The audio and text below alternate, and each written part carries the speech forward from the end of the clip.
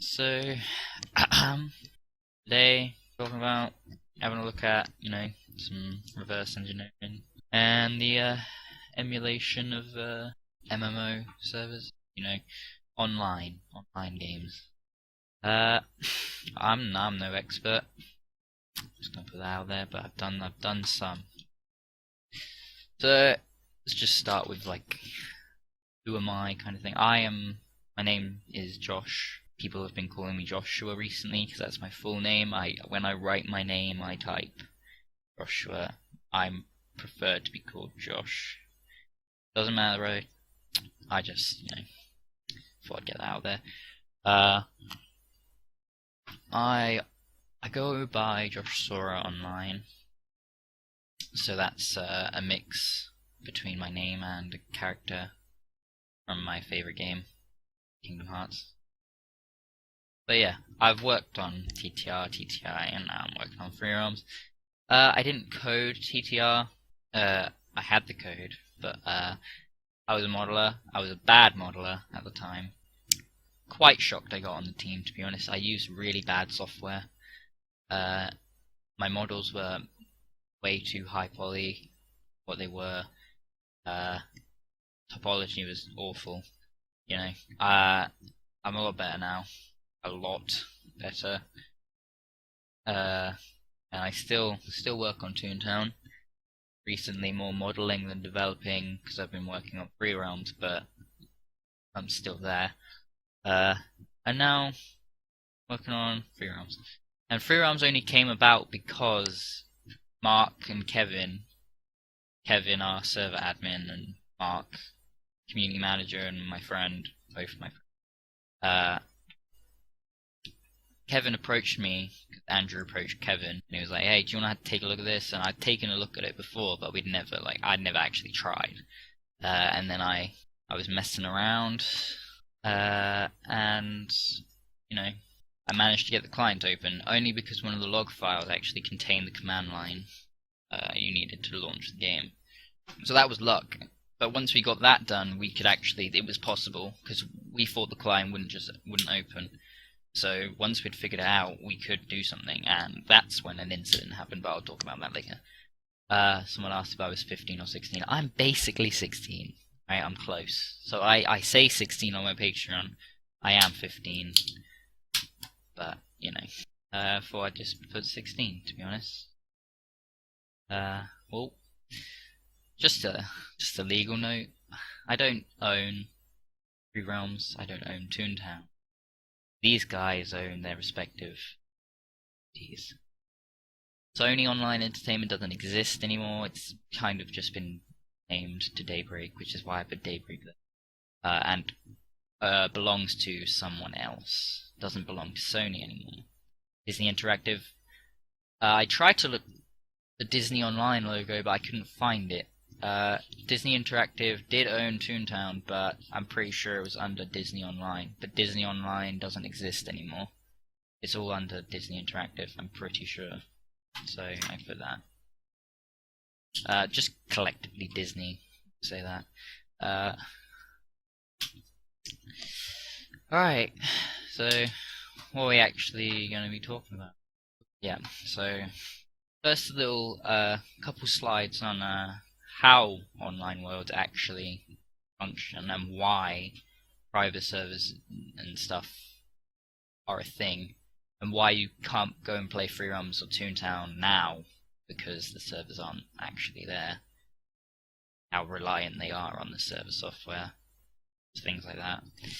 Then the definition of a private server or server emulator, and then a little bit on how we go about creating one. Not too much, because it's quite difficult to explain, I found, with the whole reverse engineering part, but I tried to explain it the best I could. I have a lot of examples. And then, if we've got time, Q&A, where you can ask me anything. I saw someone ask about software in the chat. You can ask me then. So, to start off, how do online worlds function? Well, they're different to single player games. because of the way they work, NPCs, online players, and things like that. But also because of the way they're coded and actually function. Single-player games will load things from disk sources just the same as an MMO would, but it would also load, storyline, quests, stuff like that would all be on the disk. Nothing would be requested from a server. MMOs heavily rely on networking and servers to, distribute players, control quests and things, enemies, so that everyone sees the same. So we call this client-server interaction.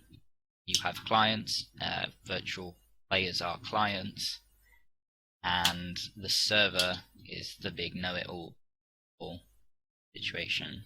Controls. Sometimes it uses peer-to-peer. Not going to go into peer-to-peer today.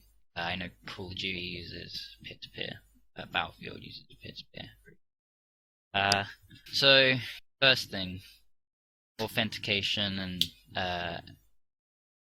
data, saved data, not packet data.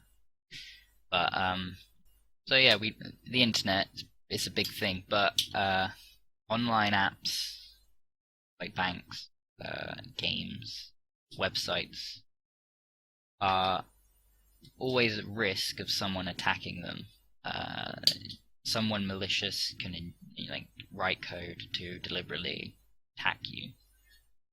Flooding, DDoS, other attacks, MITM, out later, or specifically games, code injection and client modification. That was big on Toontown, code injection. Because the game was written in Python, it was easy to inject code, get code to run that wouldn't usually run. Things like crashing district deliberately was possible. There was a scary problem with the networking library where you could overflow 64 kilobytes and actually send anything you wanted after those 64 bytes. They used that, like Freckle Slam used that, Magic Cat, CFS. But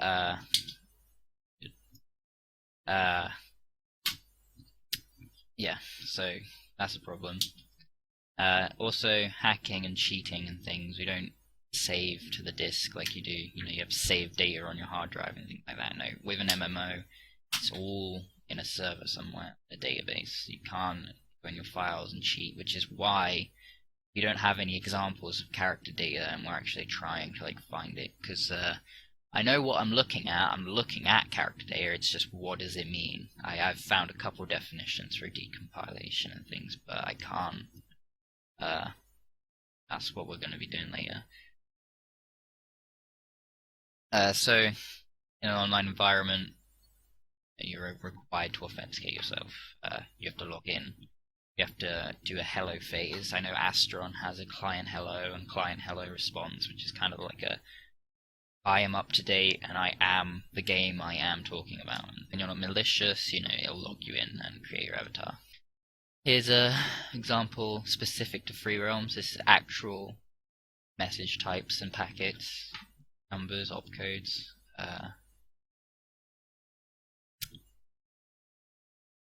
So usually there's a whole connection phase.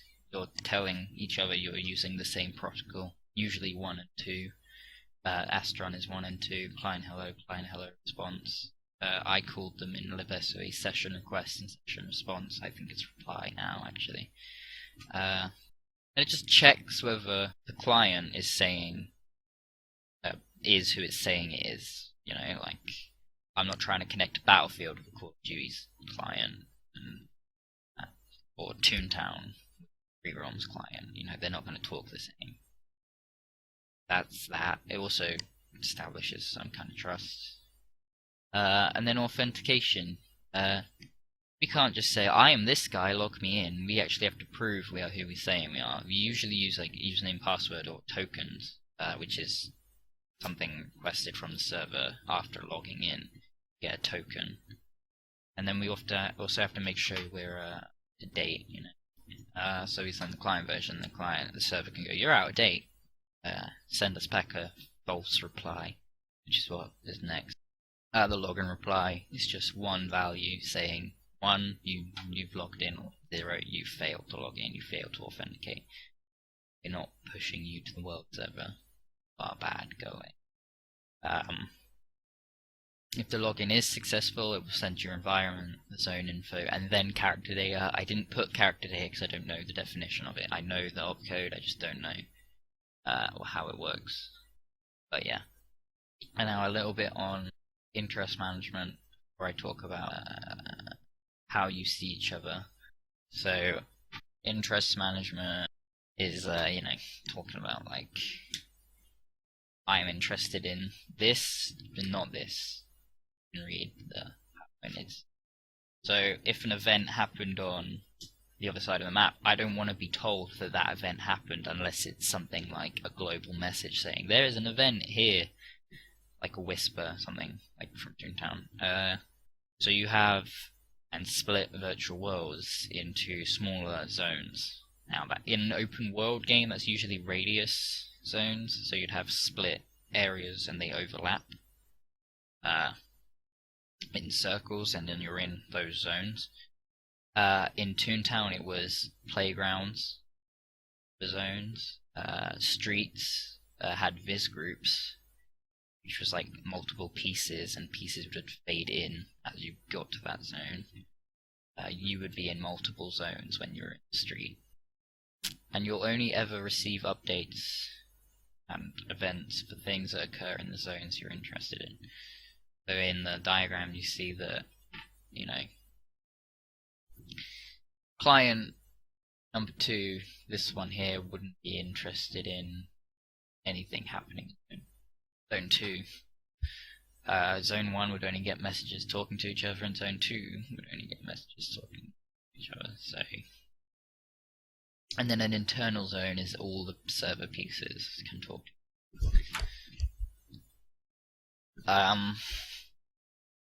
Yeah, so this is like network culling. And also in bold, rather, it's best to minimize traffic. You don't want to send too much stuff, especially stuff that clients just don't care about. So, yeah. Alright, now this player interaction. So in a single player game, you know, you'd talk to an NPC and the client would know how to respond to you requesting to talk to that NPC. You wouldn't even request, you'd just talk to it. You know, it'd bring up a GUI, it'd start a whole state where you're to an NPC. In an MMO, you know, that NPC is technically a virtual object throughout many computers, machines connected to the same network. So you kind of have to ask to talk to it. Like, that's what you're doing, you're requesting. Interacting with other players, however, is, say we sent player movement when we moved, we'd tell the server we moved.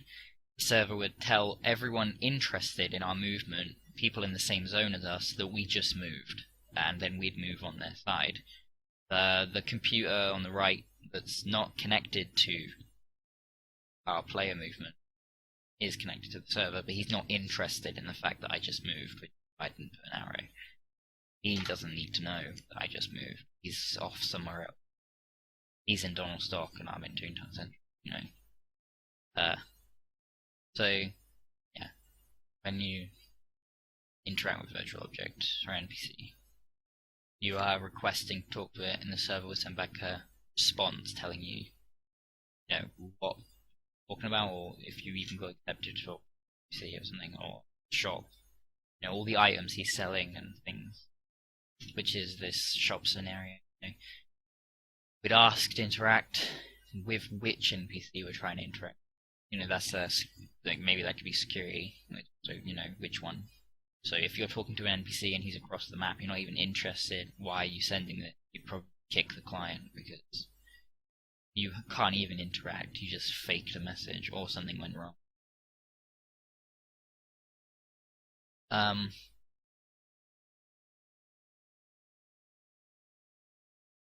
Yeah. So the interact reply would tell us like the shop items. Yeah. And then interacting would request to buy something, the item ID and how much, and it would send us whether the transaction was successful or not if we had enough money. And then the server would say, alright, you now have this item in your, and the full definition, like the description and the model and stuff.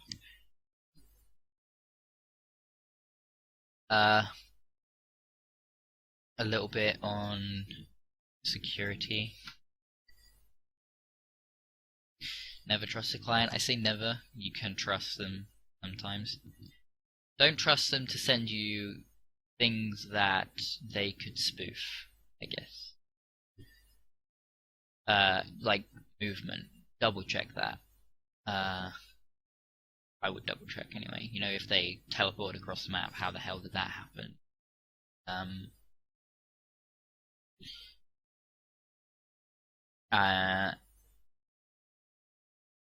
And if a client wanted to create a guild, don't have an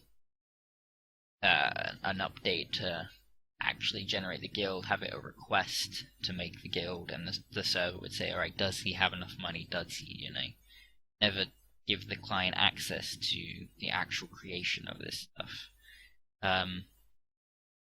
For latency over loss of security, so even if you've got a couple milliseconds, you've got, you know, you've got to check creditability of a message. You've got to ask yourself questions like, is he trying to disconnect himself or someone else? You know, those small microseconds, milliseconds, that will add up. That is latency.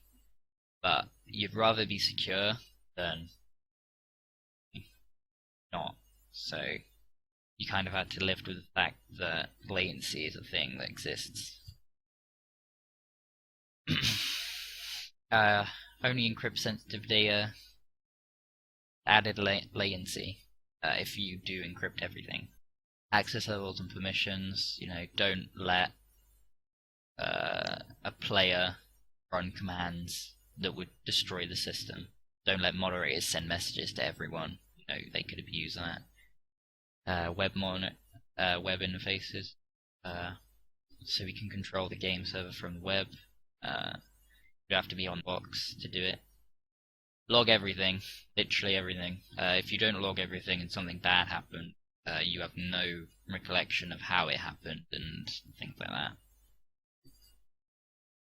that. And kick malicious clients as soon as they're detected, or sandbox. Sandboxing is putting them in an environment where they can't harm others, but you can monitor what they do. So if they've found an exploit and you can see that they've found an exploit, you can sandbox them and see what they're doing. That's even if they're breaking security or if they're just exploiting and you want to know how they did it. You know, you can see the best way to deal with situations if they're in a sandbox. But yeah. This now server structure. This is Kevin's kind of thing, but this is implementation. You know, you've got your clients, you don't trust them, and then the actual server. You've got gateways, sometimes called client agents, and your internal servers.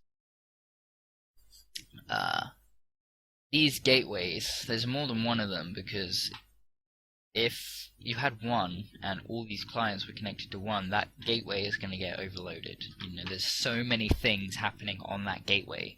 It can't keep up with the fact that it's having to tell every client on the network the thread move of all enemies. You've got multiple gateways so that you can distribute the stress of culling messages across multiple servers. So client 1 on gateway 1 would be, you know, 4001 on the world, but client 2 on gateway 2, no, client 1 on gateway 2 would be 4002 on the world. So you'd distribute it and you'd say, alright, tell client 1 this happened on gateway 1, and then tell client 1 on gateway 2 this happened, and those clients would eventually excuse me, eventually get the same message but distributed so that stress isn't on one server. Balance the load. You've then got your internal rail.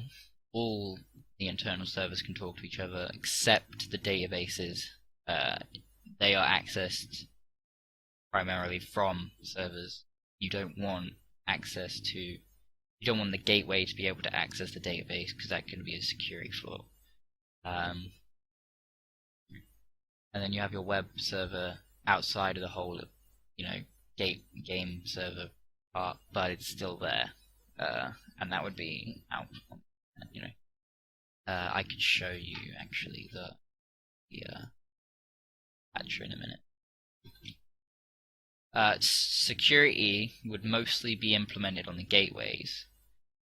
You can't send this message because you're not doing this or something. That would be on the world, but anything that's minimum message sizes and things like that, and pinging, timeouts, keeping flooding checks and things, DDoS protection, that would all be on the gateways, because you don't want that to touch the world. As soon as that touches the world, you're damaging everyone. And if you've got multiple gateways and a gateway is being DDoS, that's one gateway. You can shut that gateway off. You've still got the other two gateways. Still access the game. They'll never get to the world server because there's never anything that is open on them.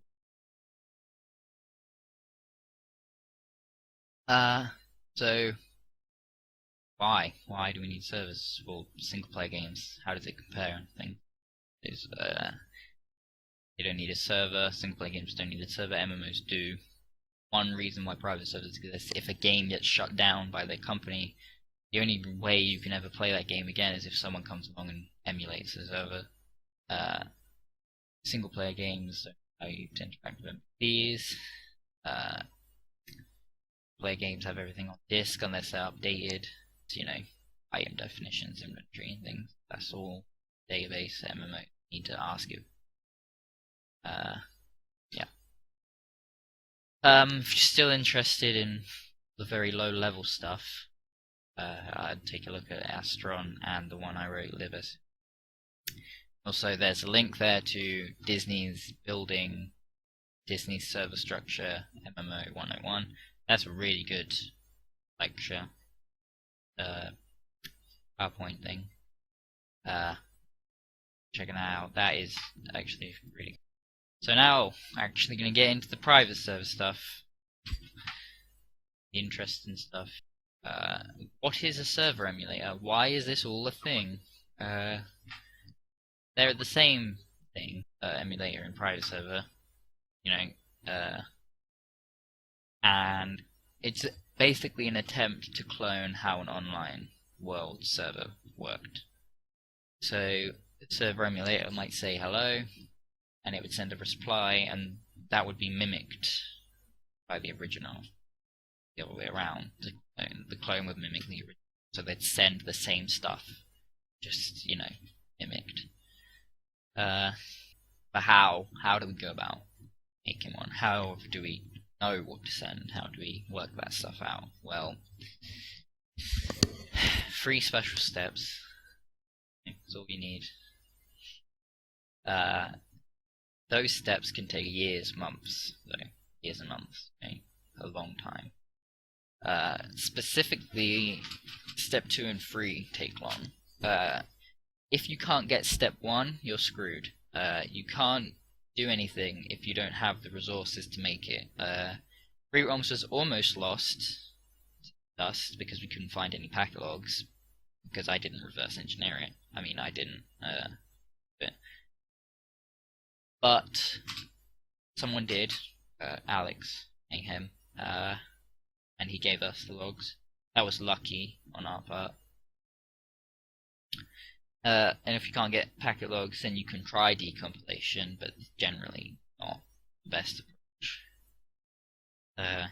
Then reverse engineering. If you can't do that,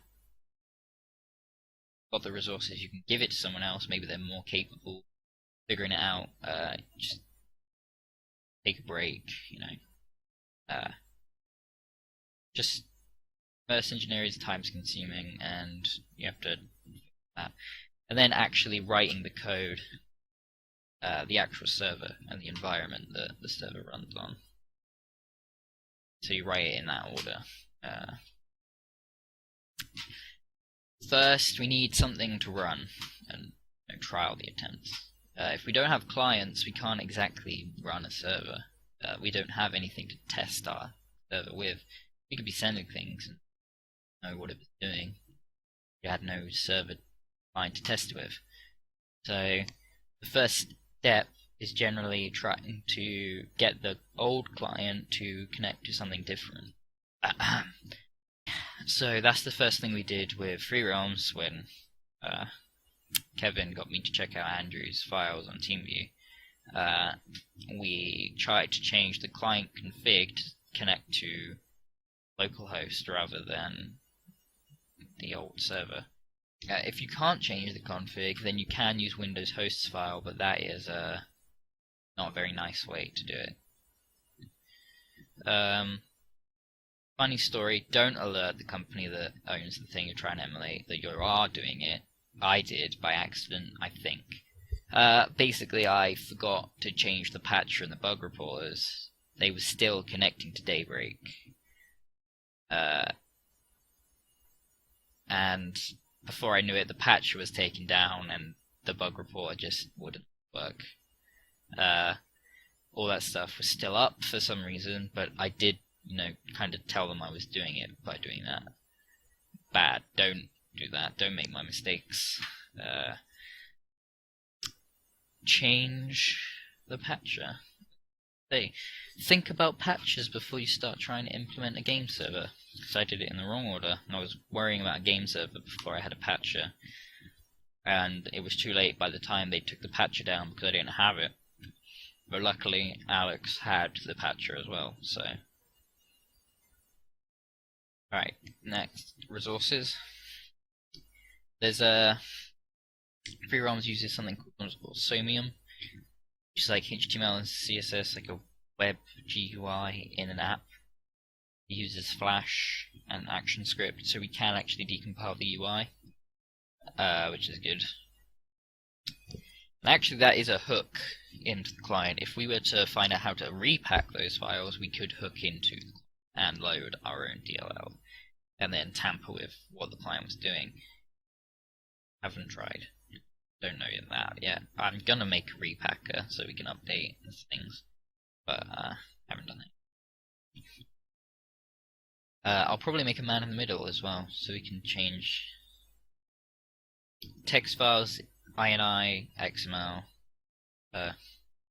They're useful. One of the text files in Free Realms literally told us how character data looked, or at least account info.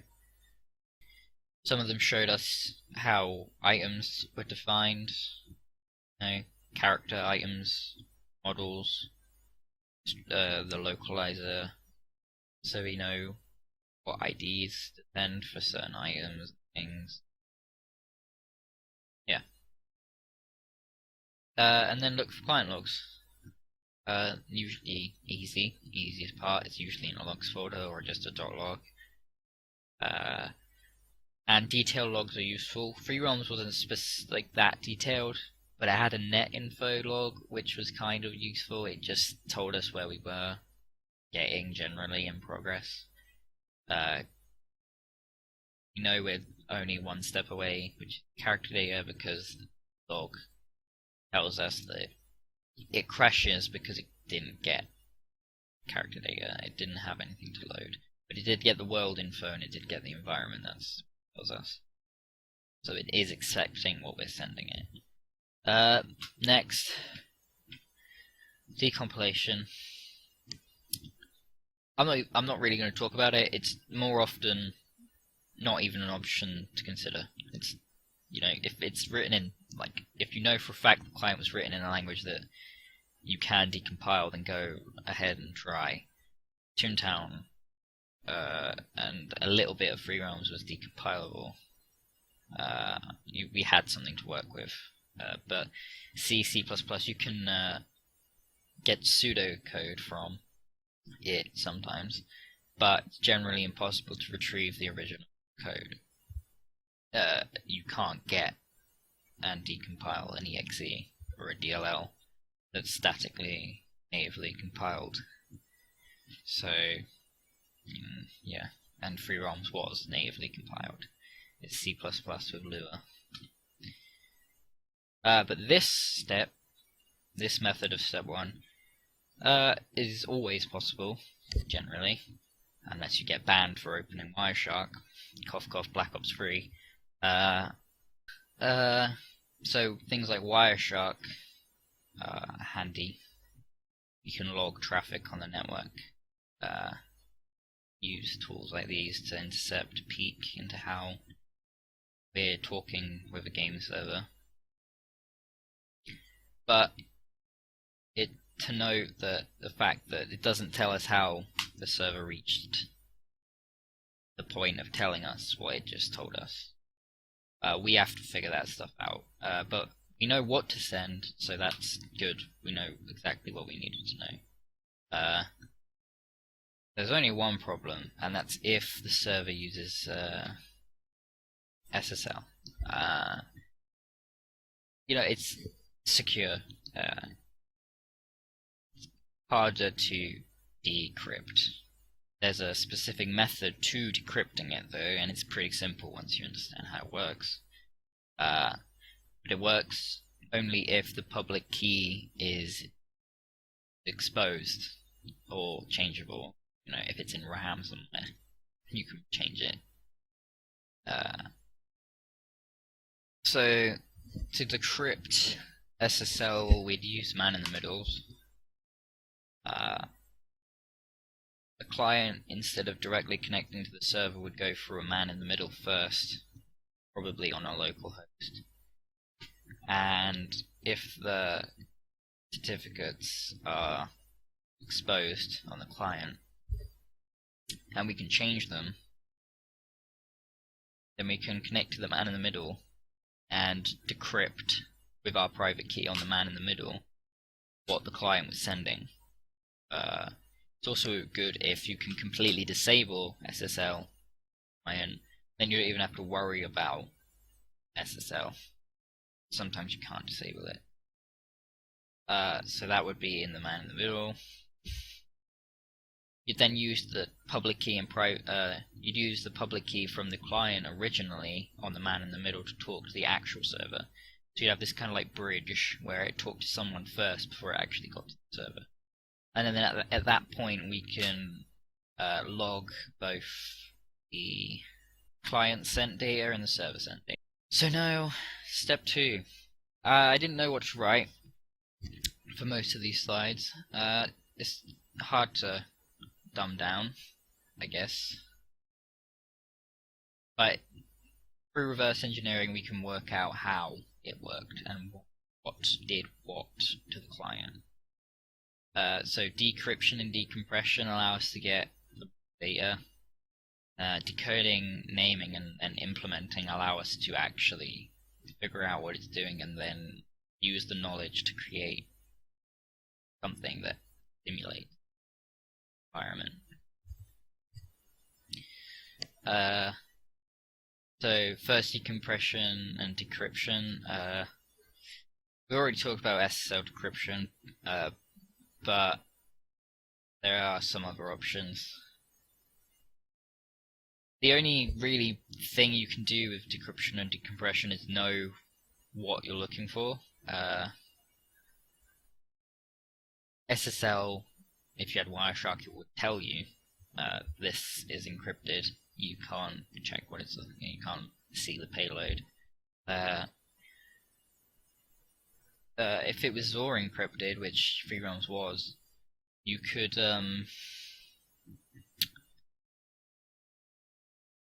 try and get the client to send something. You know it's there. So, for example, I think what I did was FreeROMs had a token and I could change it, and it would eventually be sent to us. So I turned encryption on through the session reply, and then So the token was hello world with a space, and then world, space between each one. And I was basically looking for space, world, space, world, space, world, space, world. Same thing over and over again. That would be Zora encryption. However, free-round Zora encryption was a little bit better, so I had to rely on a wiki from Vanguard to tell me how they encrypted their data.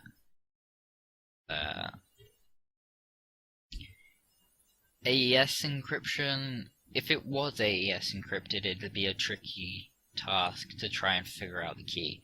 If it's AES encrypted, you're technically screwed, in my eyes. I don't think there's any way to work out the key from encrypted data.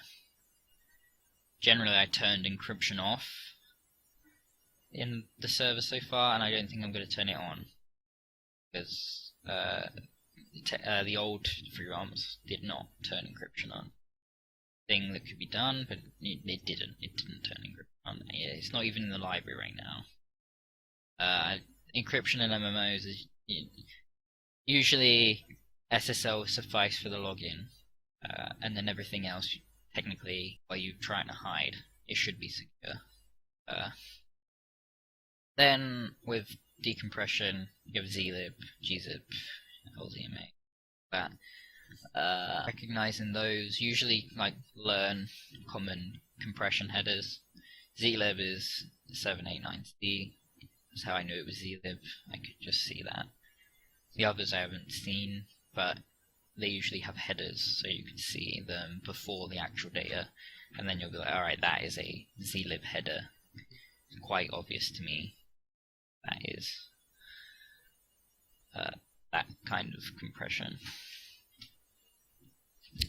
Now to code, and this is the one I kind of struggled to write this slide. It's kind of complicated.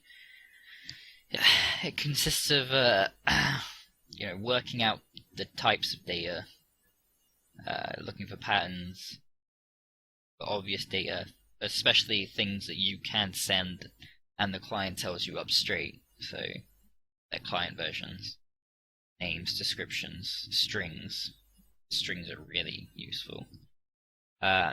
Once you think you know what you're looking at, you can give names to the variables. And just a little note, leading zeros are helpful. You'll see that in the next slide, I think. No, that's comp types. I think we can skip that. It's basically just date. So in this example, I wrote, there's a string, quite evidently, it says my name. It's in ASCII, so it's an A string. And it has a length prefix before it, so that's how strings in this environment would be sent. They'd have a length and then the thing. And then age, leading zeros example, you can tell it's a uint16 and not just a byte, because it has a 00 here. And unless that was a boolean, which it's not, why it wouldn't make sense for a boolean to be there, that is a uint16. But now that I think about it, I think that was just to demonstrate leading zeros, because a uint16 wouldn't make sense, because you can't be 255 years old, so a byte would have sufficed. Now implementation, which is actually over the last slide. Yeah, before questions. This is the fun part. You've done all your research. You can now use the stuff you've just researched and write the server. There's a couple notes I know. Build maps and startup. That includes, if you're using .NET, using reflection to handle messages. Build a map of delegates at the start. Don't constantly use reflection, because it's terribly slow. It's like 1,000 times slower to use a cloak. Pretty sure. Or 83. Can't remember 83. Write flexible code. Libraries, libsui, Astra, things are better than writing just code for free ROMs. if you had just code for Free Realms or just code for Vanguard, you know, Toontown, that you've just got an exe and you can't do anything with it after you've done. While with a library, you might use that again, not as a reverse engineering, but actually as a networking library. So, and yeah, write code in a way where it can be changed if you got something.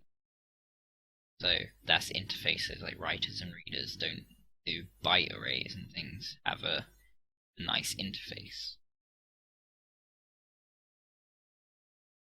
Okay, so that's the whole technical stuff. What software do I use? Visual Studio, Mono, HXD is a good hex editor, Wireshark,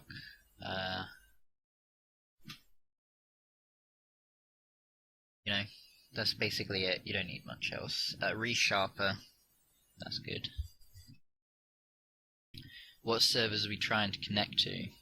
With Free Realms, clients connect to gateways. That's as far as they get. They don't ever, as far as I'm aware, connect to the world servers directly.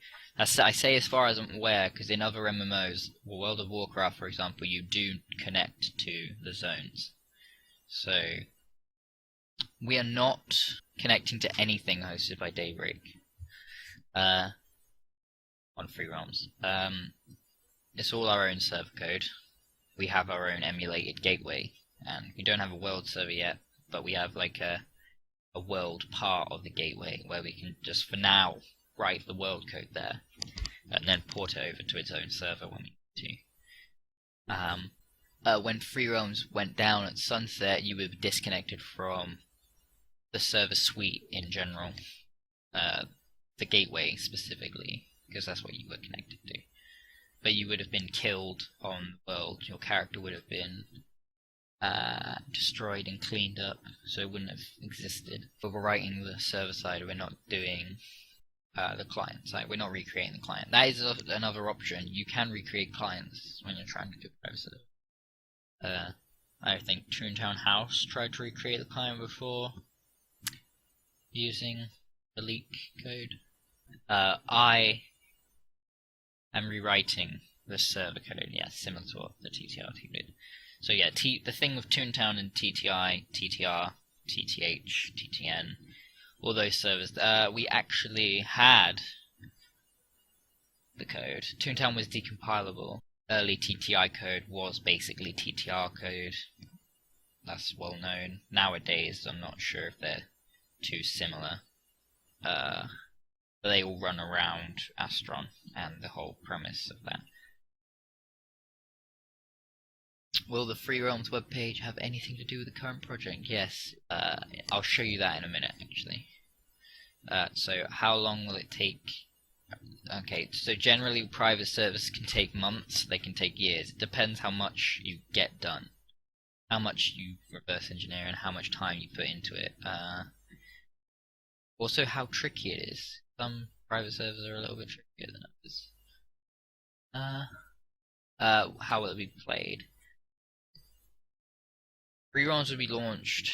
Free Realms Reconnected will be launched from a launcher, not the web. We could use the web. We can use an NPAPI. No, we would use native client probably to run the exe in Chrome or something. But currently, no, we're not doing that.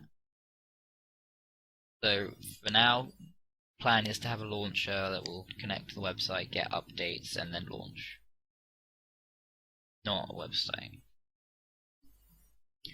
TTI was the same, it was a launcher. I think TTH was the only one where it launched from a web. You are right. There was a massive part connecting to the server was on the original SOE webpage. However, we've figured it out. Basically, what the SOE webpage did was it called a function on a NPAPI plugin web browser. But all that would do was run the exe on your computer with a certain command line, and the command line was actually saved in a log file. So everything that web page told client is actually saved to disk, and we can take that and figure out what it did. I've already reverse engineered the whole login sequence and the gateway and things. Already got all that. We have a stable login server, it does work.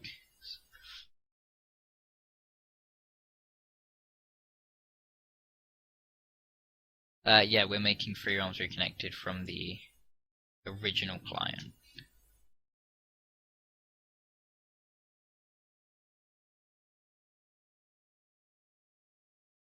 How close are we to having visual progress in free roams? Well, I'm pretty sure that we only have to send character data at this point, and then we'll be in the game, but that will be no multiplayer, just kind of call it a land war. It wouldn't be LAN, per se. It's not technically LAN, you're on a WAN still. What it is, so you're connected to the server, but the reason you can't see each other is because technically you're not telling the other clients that other people are around. It wouldn't be multiplayer. The server would acknowledge you're moving and things, but it wouldn't tell other people that you're a thing that exists. It would just be an empty world with location managing, I guess, and you can walk around. You wouldn't be able to interact with anything. In fact, it's probably best to start implementing chat and things like that on a very minimal server environment and shops and things. You can still emulate everything on this solo world. You could have the entire game done without seeing each other. Seeing each other would be minimal, but it's best to implement all that stuff at the start.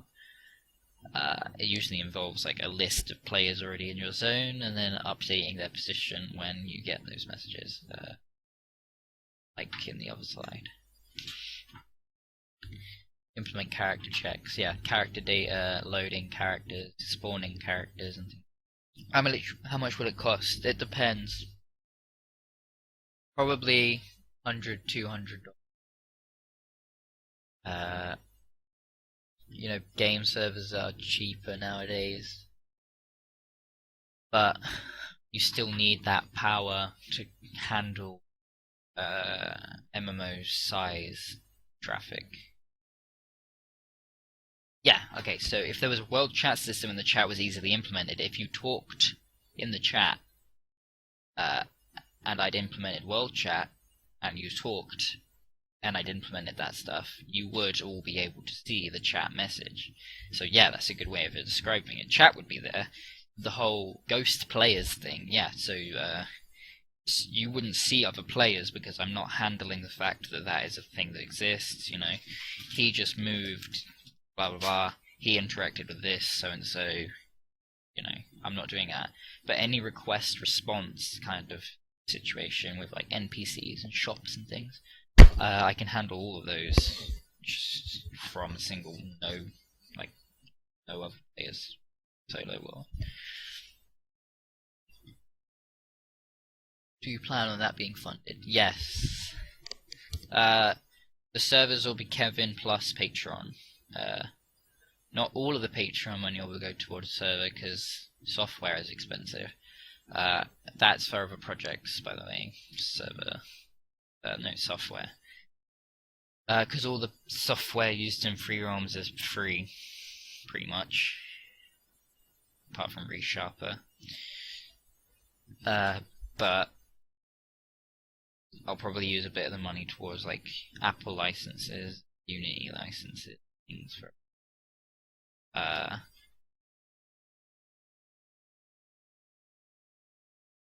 Yeah, once we get character data, it'll basically be us stabilizing what we have for a public test. Again, you wouldn't be able to see anyone, but we'd keep updating, and eventually you would see everyone. Is free roams coming back? We're attempting it.